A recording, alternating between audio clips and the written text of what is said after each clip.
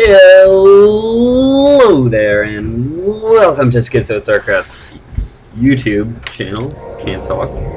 I'm Schizo, aka Ethan. This will be most likely my first video, so I don't really expect anyone to see it or to watch it ever.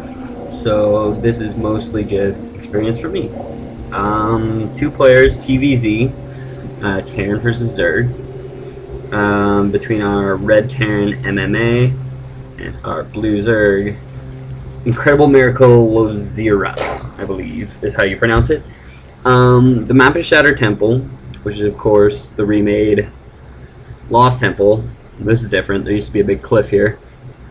Yeah, pretty interesting map. Single Xel'Naga Tower when there used to be two. And in the original Lost Temple, those Xel'Naga Towers actually made a huge difference. That was where a lot of the battles were won and lost, especially when you saw close spawns like between here and here, as opposed to these cross position spawns that we're seeing now. But in Shattered Temple, I mean, the Xel'Naga Towers really only used when it is these cross spawns, and even then, you know, how much it is used, who knows. So we got Barracks going down on 13, Supply Depot was obviously before that. 15, it does look like he's going to put down a hatchery, which is pretty standard from both players. I'm interested to see what they're both going to transition into. These are Korean players. Well, I mean, Incredible Miracle is a Korean clan. I believe MMA is a Korean player. So, you know, it should be pretty high octane fun we're in for here. This Overlord scouting things out.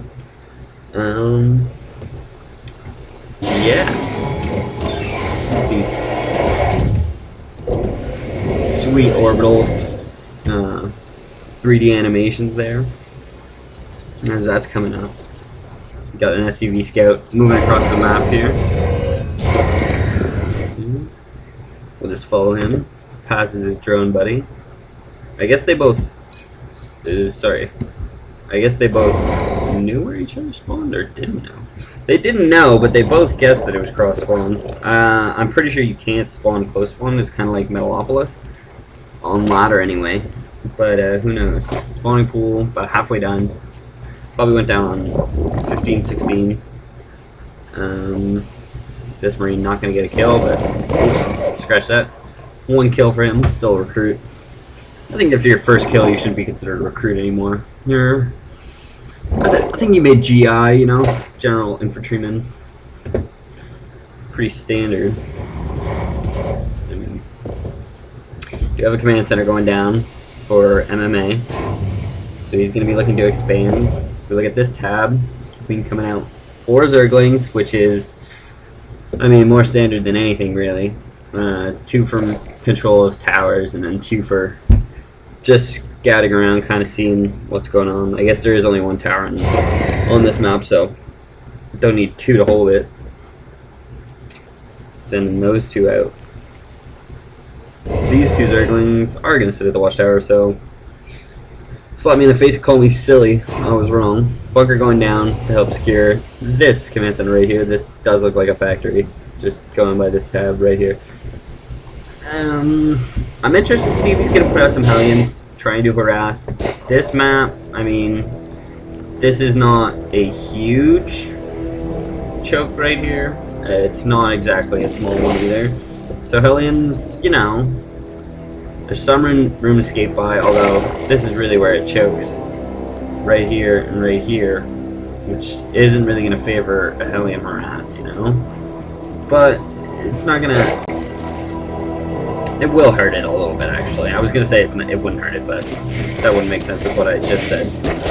IMLosira taking out these rocks, looking at secure. They're not opting for the high yield, which I find it kind of surprising. I find it puts the pressure on your opponent when you take the high yield. And now he's got to do something, and you just have to hold. And I mean, if he thinks he has the opportunity to win, he's going to take it either way, right? So, and it is going to be Hellions moment. If he has the opportunity to win, he's going to take it either way.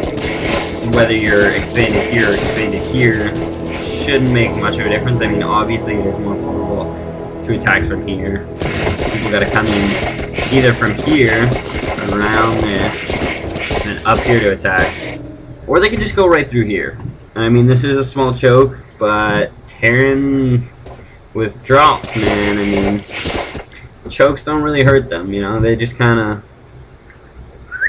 medevacs right up here, drop them, stim, run in, take out what they can. Meanwhile, I mean, where do you drop on something like this, you know? So, my advice to MMA would be consider those drops, bailing nests on the way, hopefully deal with some Marines. But, I mean, he has 2 factories down, MMA that is, has 2 factories down. Blue Flame almost finished, about 20 seconds left. And I mean, he's gonna have 6 Hellions for this Blue Flame push. Although 4 roaches, 5 roaches will be enough to deal with that. So it's gonna be interesting. It's gonna be interesting to see if he can make this Hellion harass work. It is kind of late. Usually, I would say you want to move out on 4 Hellions, not on 6. And he is gonna have 5 roaches, 6 roaches, 5 roaches. Sorry, 6 roaches. Sorry. He's gonna have 6 roaches. So I mean, that is obviously gonna hurt his ability to break. You have an engagement here. I mean, the Zerg player obviously came out on top there. He didn't lose a single roach, lost some Zerglings, but I mean, against Blue Flame Hellions, it is inevitable. Meanwhile, our Terran player lost all his Marines and 1 Hellion. 2 more Hellions come along here, although there's still nothing they can do. And now, IMLosira said, nah, you just threw away all those units on me? Well, I'm going to punish you. And I'm going to clear this expansion and get myself ready for it. We have an auxiliary hatchery, which I like, because it just... As a Zerg, when you need production buildings, you need them.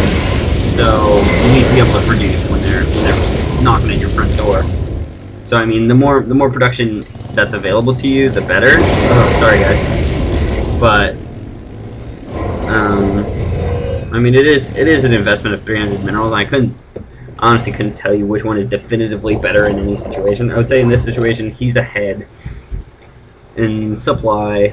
This early to be that far ahead in supply is a pretty good thing. He's got his upgrades on the way too, which is always a good thing. When you're ahead, I like to really tech upgrades as hard as I can, because I mean, it just makes all your units worth more, you know? It's like roaches are still going to cost the same amount once the upgrade finishes, but they're just going to be stronger. And I mean, it's just more bang for your buck, and I don't know how you can justify not going for upgrades, really. Especially at high level of play like this. Obviously, I mean, my level of play, maybe I should just focus more on building units and actually winning games. Pretty sweet explosion of those destructible rocks. I expect to see a hatchery go down pretty soon. I mean, if we switch over to the unit counting station, 2 Thors, which is worrying with an 11 count of roaches. I mean, it's not like 2 Thors is going to make this game for MMA, but it's certainly going to pose a problem. I mean, he's shut off effectively